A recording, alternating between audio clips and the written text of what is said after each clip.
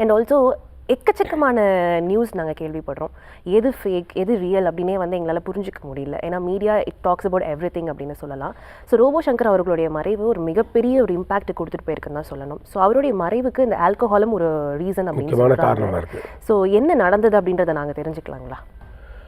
பொதுவாகவே ஆல்கஹால் வந்து நம்ம மது அரக்கன்னு சொல்கிறோம். ஏன் மது அரக்கன்னு சொல்கிறோன்னா அதனால் பாதிப்புகள் தான் அதிகம், நன்மை ஒன்றுமே கிடையாது.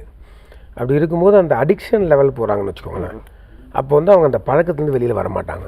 அப்படி வெளியில் வராதும்போது அதனால் அவங்களுக்கு உடம்பில் வந்து வர பாதிப்புகள் மிக மிக அதிகம். ஸோ ஆல்கஹால் லிமிட்டடாக எடுக்கிறவங்க பார்த்திங்கன்னா வீக்கெண்டில் எடுப்பாங்க, வெரி லிமிட்டடாக எடுப்பாங்க, அவங்களால பாதிப்பு ஒன்றும் பெருசாக இருக்காது. பட் அதுவே டெய்லி ஆல்கஹால் எடுக்கிறவங்க, வீக்லி 3 days எடுக்கிறவங்க, ஹெவி ட்ரிங்கர்ஸ், கண்டினியூஸாக ஹோல் டே எடுக்கிறவங்க எல்லாருமே நம்ம பார்த்துட்டோம். இந்த மாதிரி இருக்கிறவங்களுக்கு என்ன ஆகும், ஆல்கஹால் வந்து உடம்பு முழுவதுமே பாதிப்பு ஏற்படுத்தும். ஒன்ஸ் ஆல்கஹால் கன்சியூம் பண்ணிட்டாவே அது வந்து ரத்தத்தில் கலந்து உடம்பு ஃபுல்லாக பரவிடும். அதில் வந்து உங்களுக்கு வெரி லிமிட்டடாக தான் நம்ம மூச்சு காற்று விடுறோம் பாருங்கள், இது வழியாக கொஞ்சம் எவாப்ரேட் ஆகும். இப்போ இந்த ஆல்கஹால் உங்களுக்கு டைஜஸ்ட் ஆகி கிளியர் ஆகிறதுக்கு எல்லாமே லிவர் ரொம்ப முக்கியமான உறுப்பு.